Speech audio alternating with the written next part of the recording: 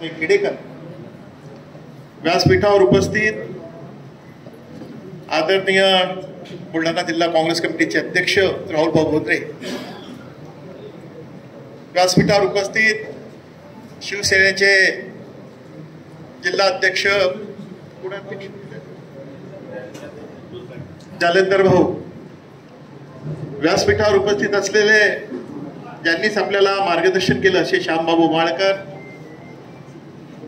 आदरणीय विजय भाऊ अंबोरे, व्यासपीठावर उपस्थित आमदार हेगडेजी, व्यासपीठावर उपस्थित असलेले सर्व आदरणीय मान्यवर, विशेषतः आमच्या विदर्भाचे प्रभारी दिलीपरावजी गुजराज, उपस्थित सर्व महाविकास आघाडीचे जे घटक आहेत त्या पक्षाचे सर्व सन्माननीय पदाधिकारी, बंधू भगिनी व युग मित्रांनो, बंधूंनो, 2-4 दिवसामध्ये लोकसभेची आचारसंहिता लागू होणार आहे. या माध्यमातून ही जागा, बुलढाणा लोकसभाची ही जागा कोणत्या पक्षाला गेली अद्यापपर्यंत निश्चित नाही आहे. परंतु निश्चित रूपाने मी या ठिकाणी आपल्याला सांगू इच्छितो की ज्या कोणालाही मिळेल ही जागा, त्याच्या मागे आपण सर्वांनी तन मन धनानं तो उमेदवार निवडून आणण्यासाठी आपण प्रयत्नाची पराकाष्ठा करणं हे आपलं सर्वांचं कर्तव्य आहे.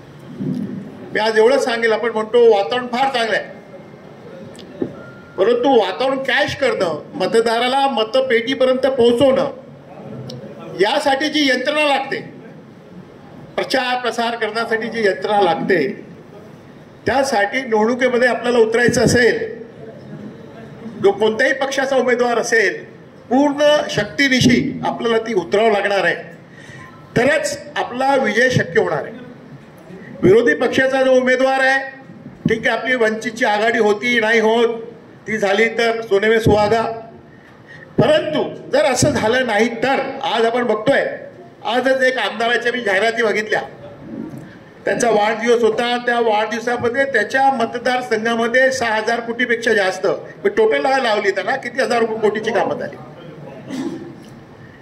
अशा वेळेस एवढ्या 1,000 कोटीची कामं व त्या माध्यमातून त्यांना मिळणारे कमिशन टोल व त्या माध्यमातून त्यांचे जे कार्यकर्ते आहेत त्यांची वाढलेली शक्ती, म्हणून त्यासमोर आपण निश्चित रूपाने आपला जो पक्ष आहे, आपले कार्यकर्ते स्वाभिमानी आहे, परंतु मैदानामध्ये दोन्ही पैलवान जर सारखे असले तरच विजय निश्चित एक निवडून येतो, एक पडतो. त्याप्रमाणे आपली तयारी असणं अत्यंत गरजेचं आहे. अशा प्रकारची विनंती मी आजच्या या प्रसंगी करतो. निश्चित रूपानं काँग्रेस पक्षाच्या माध्यमातून आघाडीचा जो कोणी उमेदवार असेल त्याला पूर्ण शक्तीनिशी खामगाव मतदारसंघातील सर्व काँग्रेसजन त्याला निवडून आणण्यासाठी, आता सांगितलं उमेदवार मी उमेदवार हे समजून, काँग्रेसचा प्रत्येक कार्यकर्ता मी उमेदवार आहे असं समजून प्रामाणिक कार्य करेल, अशा प्रकारची ग्वाही आजच्या प्रसंगी देतो. थांबतो. धन्यवाद.